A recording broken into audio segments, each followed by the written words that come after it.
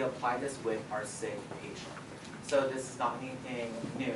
We're combining our basic ICU knowledge that we have into our now CRRT patient who is unstable, sick, with acute kidney failure or acute kidney injury. So some of the CCU nurse responsibilities as per your policy, Q1 charting includes the treatment type, and then you're also doing your total intake and output. And then your goal, the PFR, the patient fluid removal E, ordered net loss. So here it's interesting that your guys' order set goes straight to 50 and then 200. Some places, which we'll learn later, goes to 0 to 250. Why do you think you want to start at 0? Low and slow, because what? If you have a patient on 3 pressors and your like map is barely hanging on, like we're just like 65 and you're maxed out and you pull, you're probably gonna pull like the Jesus and soul out of that. You know what I mean? Like we want to go slow, and it's okay to pull 0 for the first couple of hours and see what they'll tolerate. And right, we love those patients, right? Because we know that they can't tolerate the turn, right?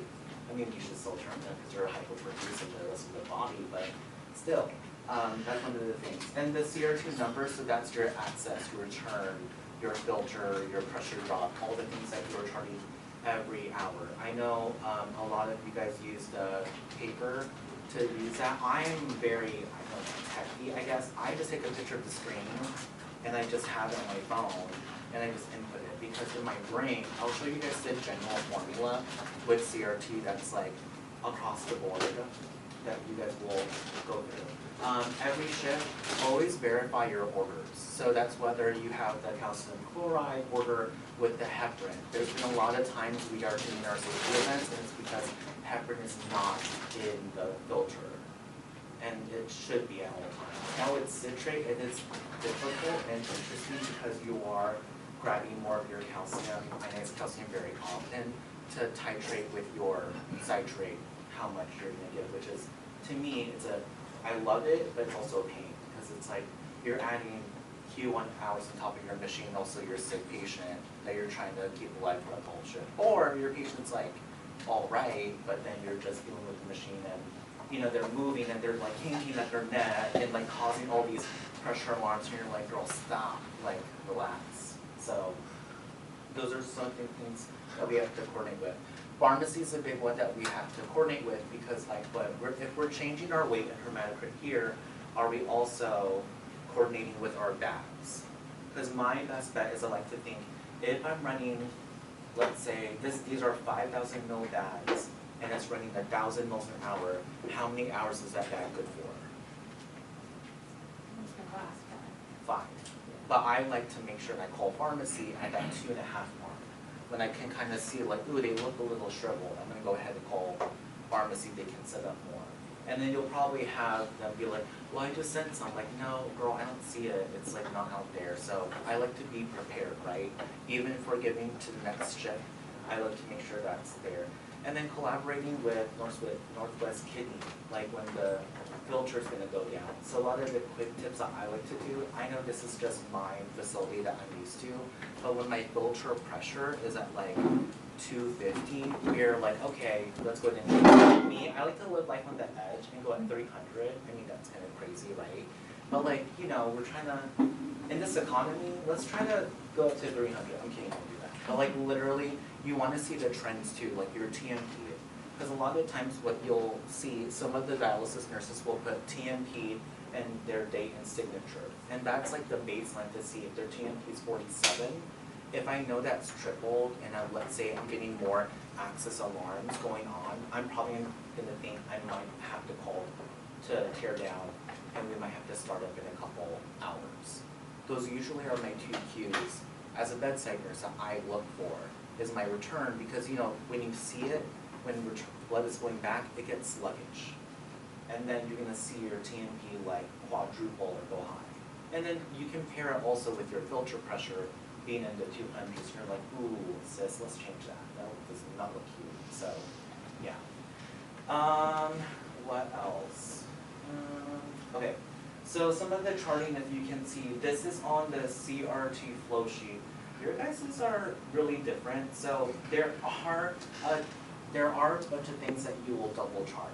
So just remember, any blood products, you're not gonna add that to your equation. And so one of the things that you're doing hourly is technically treatment type, status, and filter type. So technically, according to the policy, I believe, don't hold me, don't at me, I'm just reading there, it's every hour. And the one thing to consider is your intake and your output. And then your goal, order net loss, so that's like, let's say it's 50 to 250, you're gonna put your 50 there. And then your CRT is what you're gonna be programmed, and the program fluid loss is what you're actually inputting in the machine.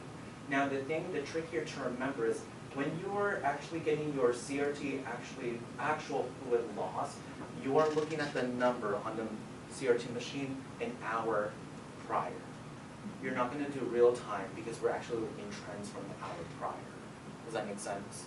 So if I'm right now at midnight, I'm actually going to look at 11 o'clock and go from there. One thing to understand is, what's really nice about your flow sheet is that hourly net balance. That kind of shows your balance for the hour. I like to look at it as a whole picture because you want to look at your shift or 24 hours, how much net negative you are at. Because let's say your patient comes in, we love our patients who have that 10 plus liters because they missed dialysis for 3 days, and then we get their weight, and then we have their projected fluid gain. When we are on CRT, it's nice to see that trend over time, so I'll show you that in a little bit. And when we look more into our flow sheet, this mouse, we go down, we have our heparin drip, and then we go to all of the things of our blood pump rate, syringe, replacement rate, dialysate, pre-blood, access pressure, filter pressure, effluent return, pressure drop, all the things. These are all the things that we have to be careful of and make sure that we're charting. It is a lot. And that's why instead of writing it down in that paper, I'm not trying to say like, don't do the paper, get away with it, it's old school. You can do whatever you want, but I just like to take the picture and just record everything because it's faster, right? Because I feel like if I'm busy and my patient's crashing, I can take a picture, deal with my patient, and then chart it later. Yeah? Makes sense. Let's see. Oh, to correct myself, like every other CRT patient, your labs are Q6. So I like to think if it's like at midnight or 8 o'clock, or midnight, it's going to be 6 o'clock in the morning. And it's going to follow from there going forward. Because you want to see the change of your electrolytes, your VMP. You want to see it over time to actually see if the therapy is actually working, that 4K 2.5 iCal or that 2K 2.5 or 1.5 iCal with our wash. So you'll hear a lot of terminology that all these bags that you see are probably your wash, like your bath right here. And so there will be like changes as what Sue has said earlier. Yep. Any questions? This is all the nursing management. Okay. Great. So this is what I like to look for. It's a very underutilized tool. It's your eyes and nose where you have to literally open that huge ass eyes and O tab that literally shows it over time. So if you look, this patient, oh shit, it's 416, oh it's fine.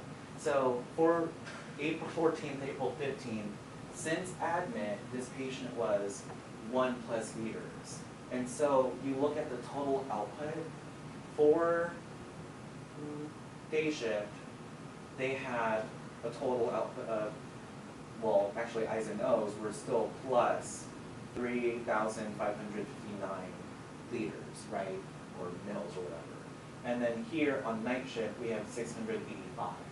That's why it's really important, and I know it's like double charting, to actually input your eyes and nose, because it's gonna be crazy when you only do your CRT, but it's not gonna reflect on your eyes and nose. So please remember, it does not link.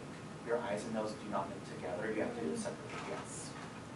So if I'm in my flow sheet and I'm putting in like IV, PO, heparin, Yep.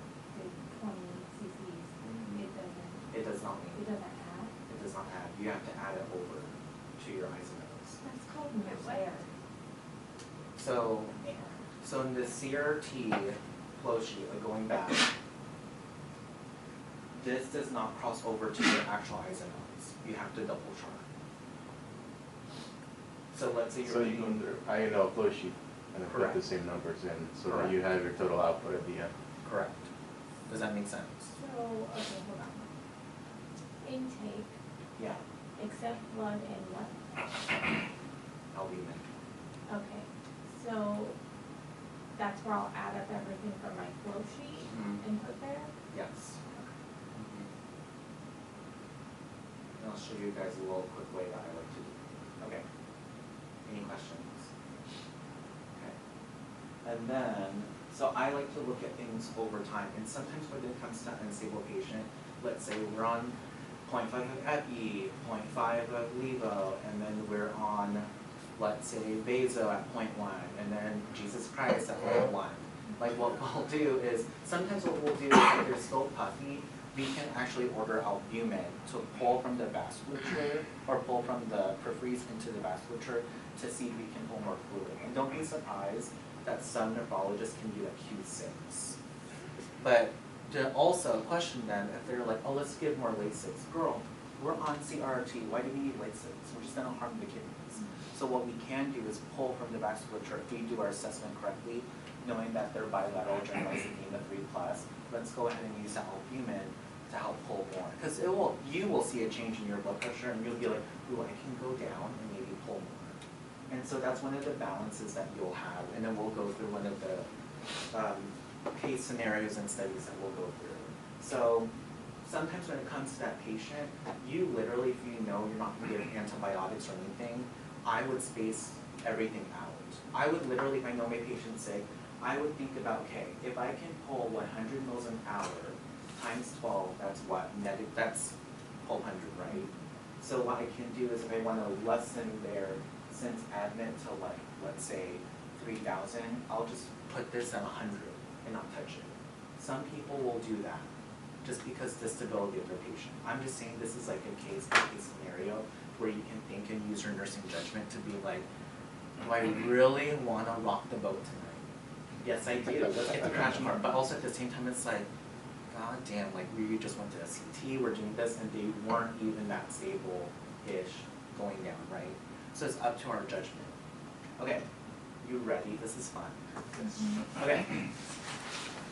So, Question 1, yes. sorry, just to go back, so, like how I used to do it, is I look at, like, say I had like 6 antibiotics to give at 1,600. Yes. I could start pulling a little bit more before, knowing. You can do that, yeah. Not, because otherwise you're trying to pull 500 or whatever. You can know. do that. So like for example, we already know that our Zosyn, our lovely Zosyn, that's so hard to like break the seal, squish it, and get it all through. It's 100 mils, right? What I like to do with my patient, I know that's super sick, I'll divide that by 4 hours and do 25. You can do that, especially when it comes to our vancomycin patients that have that 250 mil or 500 mil. Spread it out. Because some nurses be like, oh, it's 500, I'm gonna go and put it in. Girl, Yeah. you're gonna grab the crash cart real quick to see like if they can tolerate that pull. Because that pull that you're adding and they have no urine output with that balance, it's gonna like. Well, then oftentimes you just can't get it out. Yeah, because exactly. you're getting- Exactly. And it'll just be like an added fluid that you'll see later on. Does that make sense? Mhm. So you just be as careful when you know that you're giving fluids or whatever. But honestly, if you're giving, let's say, fluids because hypotension, honestly, and this will be later on in the case study, I would just put it at 0 and add that 1 liter because you're not safe with it. You know what I mean? Okay, cool. Okay, so question 1. The intensivist decides to place a temporary HP line in the right IJ for CRRT. You notice after, sorry, misspelled. He aspirates the line, you see frank red blood. What happened and what is your next action? The line probably arterialized. Correct. Okay, so does everyone hear that? We probably are in the artery. And it's usually because sometimes with our patients that are super sick nowadays after COVID, they can have an AV fistula between their IJ and also the carotid. And honestly, it's common for like a lot of people, but you know, it's not like 1%, whatever that they say. Or honestly, it could just be a mistake where they just put put in the carotid artery, you know? I mean, might as well, right? Let's monitor that. Just kidding. Okay, so question 2. What do we do to confirm it's an arterial, sorry, not arterial vein, arterial line, or in the artery? Well, I know that we can connect to a transducer. ABG. ABG. Okay, so what's the consensus, everyone? A, B, C, or D? A. Because what we don't want to do is go to CT for head and neck, right? Like we don't need to do the whole like stuff and input stuff in there. So what we can do is connect to a transducer, see if it's really arterial and pulsatile, right? That's one of our bigger things. We can also double check a chest X-ray because we want to see where it's placed. If it's going to curve upward, it's probably into the carotid or maybe subclavian artery. The one thing to consider also is doing ABG. When in doubt, when you see this turn bright red, get an ABG because that will also tell you placement. Because we can mitigate going to like vascular, whatever. We can just do all the things where we can just take it out and then try again, right? Like I've seen vascular as far as CT anyways, just so that they know exactly where the tip is, if they can remove it safely so they don't bleed out. Yeah, yeah, and that happens too. Okay, any questions on that? I know that was like a patient case months ago. Mark? Yes, Okay. that was my patient. Oh, he was there. I He know. did I'm it. thinking, when did you take the I'm just kidding. When did you take the later class? I'm just kidding. Okay, question 3. What do you do if you hear and see a high venous or return pressure line? You press second. Yes, you press silence first. What else is happening? Probably kink. It's probably kink because what our patients either like this or can coughing cause it? So coughing can definitely cause it, right? Because of intrathoracic pressure. What else? What else can you do on top of this? Reposition. And a lot of things that you can do for here, I hope this doesn't squirt everywhere. You literally can clamp, and then clean this with like, I like to use a alcohol swab or, what is your policy? I shouldn't even know. But like I use an alcohol swab to disconnect it, and then I flush it to make sure there's not any like cloggies or uncute things in it. And then I go ahead and do it again, like reattach it and make sure it's lined, make sure it's flowing through, yeah. So when they say the delta P, where is that on there? I didn't. That will be right on this little screen here. Gosh, I don't want to turn it on. Oh. But it's like right on the little screen when you press a different tab.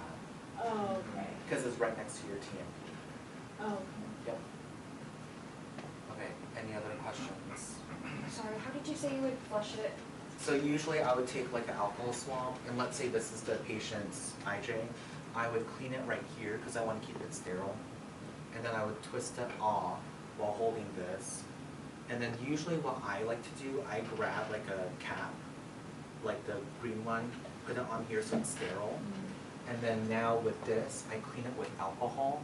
I attach my 10 ml syringe and I flush it. Yep, that's how I would do to unplug the line. Does that make sense? Okay.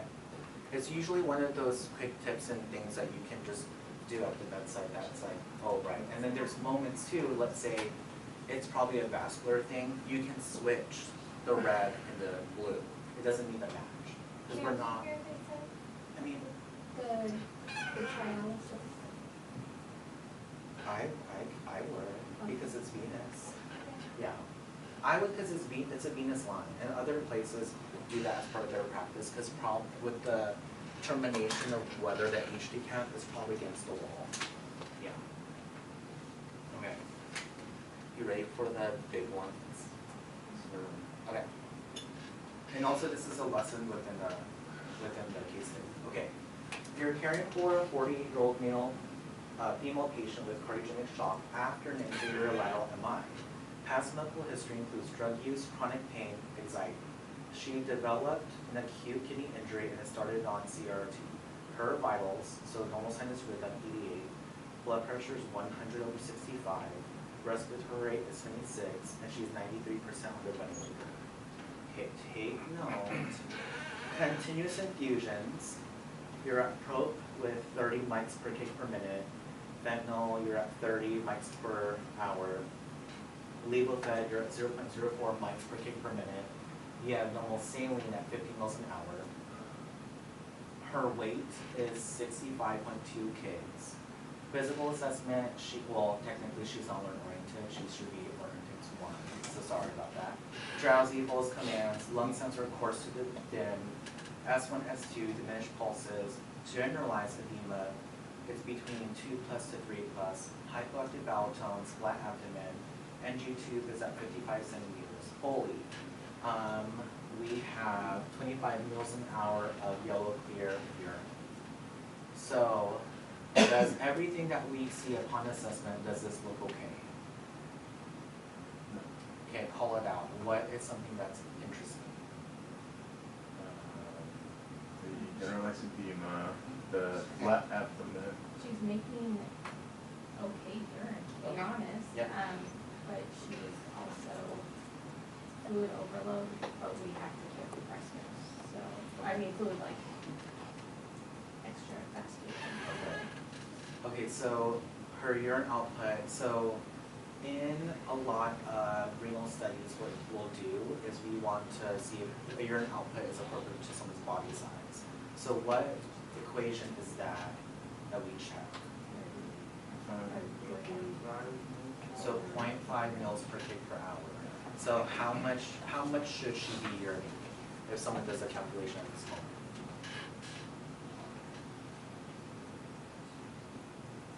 That's 0.5 mils times kilograms per hour. And she's 65 pounds. Yeah. Yeah.